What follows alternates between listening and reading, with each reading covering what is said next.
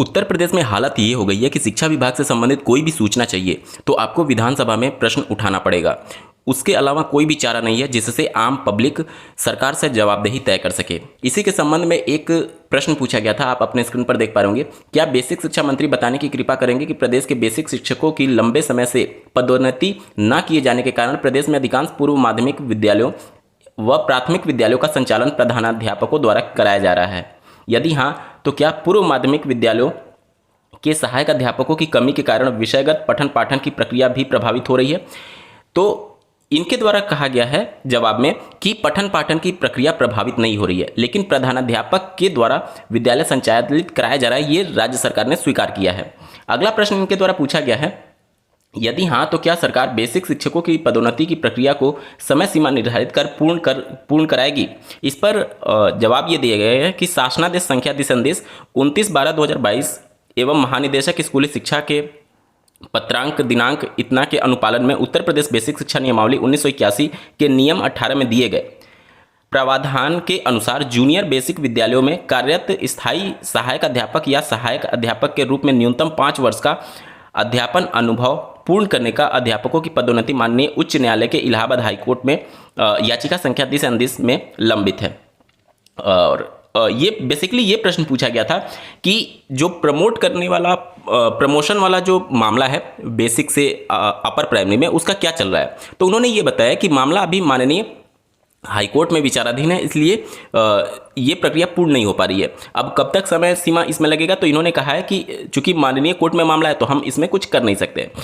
अगर परिषदीय प्राथमिक विद्यालयों के प्रिंसिपल का अपर प्राइमरी में प्रमोशन हो जाता असिस्टेंट टीचर के तौर पर, तो यहाँ से पद खाली होते। उसके बाद जैसा कि राज्य सरकार कह रही है कि समायोजन के बाद हम फिर से पदों की गणना करेंगे, तो ये समायोजन तक ही जाकर के बार बार फंस जाते हैं। प्रमोशन उत्तर प्रदेश में कई वर्षों से नहीं हुआ है। अगर प्रमोशन हो जाता अपर प्राइमरी में तो यहाँ के जो प्रिंसिपल हैं वो अपर प्राइमरी में असिस्टेंट टीचर के पोस्ट पर चले जाते और यहाँ पर पद खाली होते, जिसके बाद से जो समायोजन की प्रक्रिया के बाद से जो पदों की संख्या और बढ़ सकती थी। लेकिन समायोजन ही नहीं हो पा रहा है कई वर्षों से, जिसके बाद से परिषदीय प्राथमिक विद्यालयों में वहीं टीचर बार बार काउंट हो रहे हैं।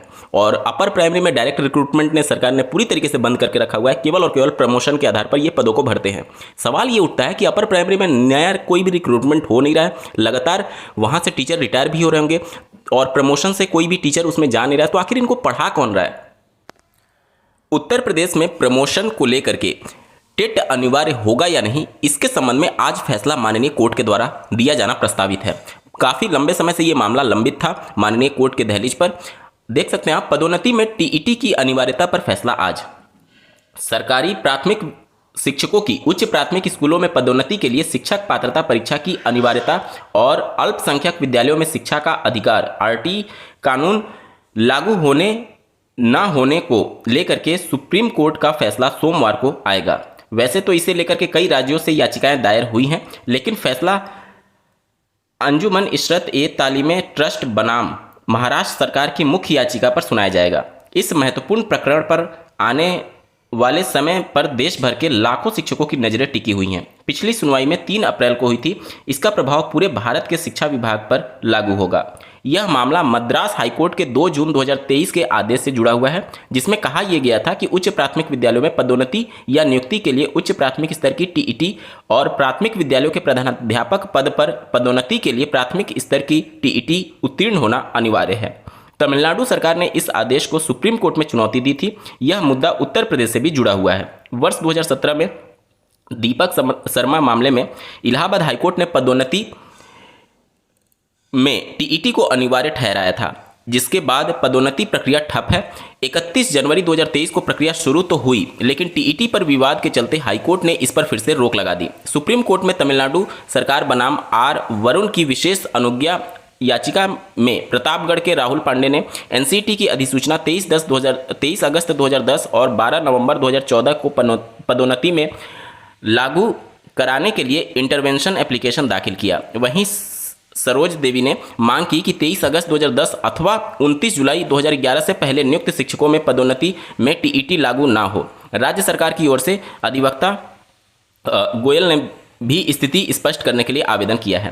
तो यहाँ पर सबसे बड़ा सवाल ये है कि क्या टेट अपर प्राइमरी में प्रमोशन के लिए लागू होना चाहिए। देखिए एनसीटी की गाइडलाइन तो ये कहती है कि अगर आप प्राइमरी से अपर प्राइमरी में जाते हैं तो टेट अनिवार्य होना चाहिए, और ये जरूरी भी है। क्या वो शिक्षक अपर प्राइमरी में पढ़ाने के लिए योग्यता रखता भी है या नहीं, ये जानना बेहद जरूरी है। देखिए 2010 के पहले जो नियुक्तियां होती थी, जब हमारे देश में आरटी एक्ट लागू नहीं था, उस समय तो चीज़ें बिल्कुल अनऑर्गेनाइज्ड वे में थी, तो उस समय तो चलिए समझ में आता है। लेकिन अब प्रमोशन चूंकि आज के डेट में हो रही है और शिक्षा की गुणवत्ता आज को मेंटेन करना है। आपका रिक्रूटमेंट जब हुआ तब हुआ वो ठीक है, आप प्राइमरी में पढ़ा रहे हैं वो ठीक है, लेकिन अब आप अपर प्राइमरी के लिए एलिजिबल है या नहीं, वो योग्यता रखते हैं या नहीं, ये जांचना बिल्कुल जायज़ है। और बिना जांचे अभ्यर्थियों के शिक्षा की गुणवत्ता से खिलवाड़ नहीं किया जा सकता। माननीय सुप्रीम कोर्ट ने जब बीएड को प्राथमिक से बाहर निकाला था आयोग घोषित करते हुए, तो वो आर्टिकल 21A का हवाला देते हुए निकाला था। मतलब कि गुणवत्तापूर्ण शिक्षा से किसी भी प्रकार का कोई भी खिलवाड़ नहीं होना चाहिए। तो निश्चित तौर पर जो पदोन्नति है उसमें टेट को अनिवार्य किया जाना चाहिए। और ये कोई बहुत बड़ा रॉकेट साइंस नहीं है कि अपर प्राइमरी का टेट क्वालिफाई करना। जो टीचर वर्षों से पढ़ा रहे हैं, आप किसी भी विभाग में जाइएगा तो इंटरनल एग्जामिनेशन दे करके प्रमोशन होते हैं, तो इसमें कोई नया बात थोड़ी है। अगर प्राइमरी से अपर प्राइमरी में अगर आपका ट्रांसफर हो रहा है और उसके लिए एक एग्जाम देना पड़ रहा है, टेट क्वालिफाई करना पड़ रहा है, तो इसमें कौन सी बहुत बड़ी चुनौती हो जाएगी। निश्चित तौर पर आज माननीय सुप्रीम कोर्ट का जजमेंट देखने लायक होगा कि शिक्षा की गुणवत्ता को बनाए रखने के लिए सुप्रीम कोर्ट इस पूरे मामले को किस नजरिए से देखता है।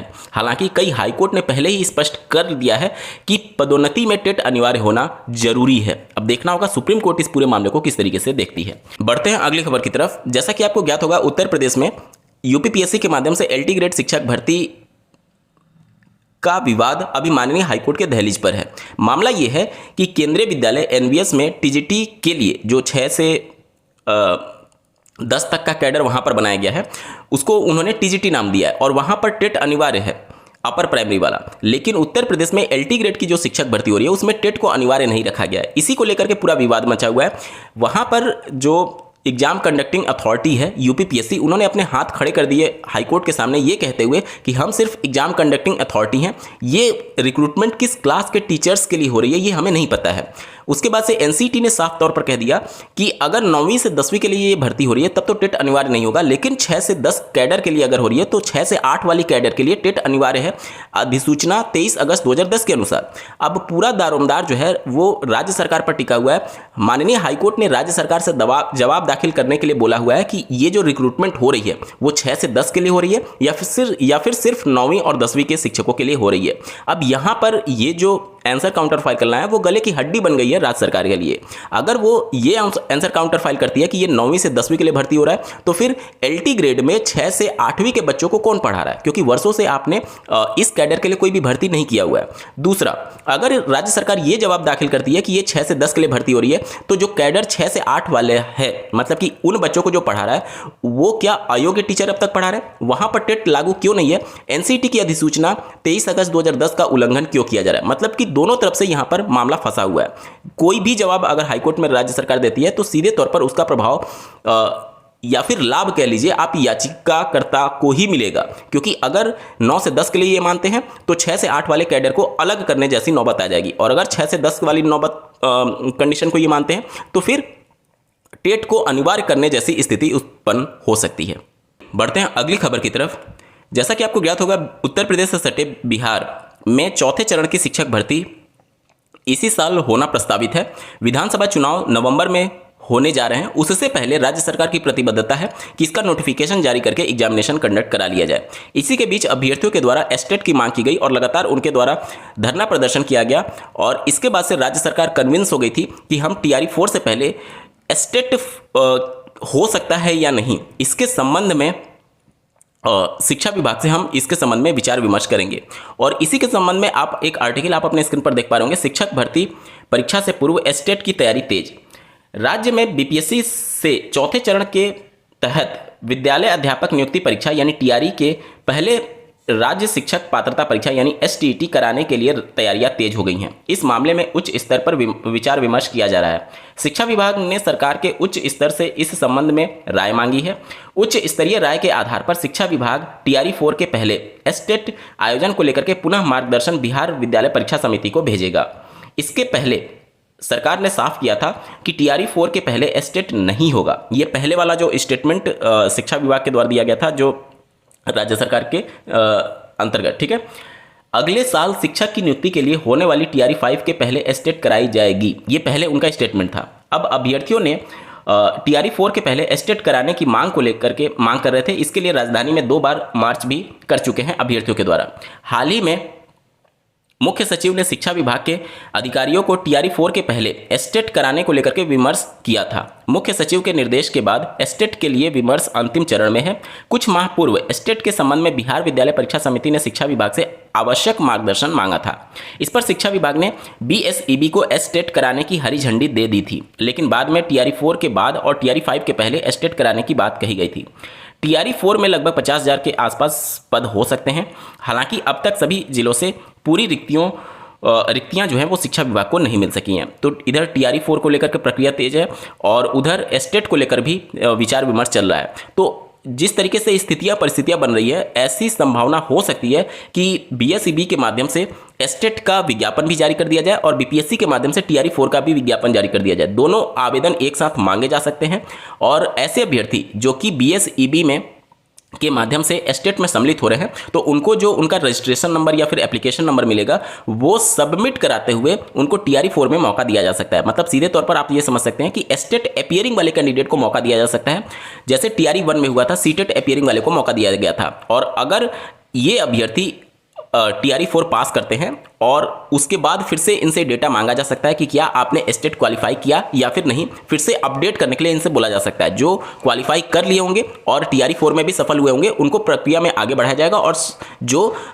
एस्टेट क्वालिफाई नहीं कर पाए होंगे और टीआरई 4 में सफल हुए होंगे, उनकी जो आगे की प्रक्रिया वहीं पर रोका जा सकता है, जैसे टीआरई 1 में किया गया था। इस पूरे मामले में आपका क्या कुछ कहना है, कमेंट के माध्यम से जरूर बताइएगा और ऐसे ही महत्वपूर्ण अपडेट के लिए इस चैनल को सब्सक्राइब करना ना भूलें। इस वीडियो को देखने के लिए आपका बहुत बहुत धन्यवाद। भगवान करे आपका दिन शुभ हो।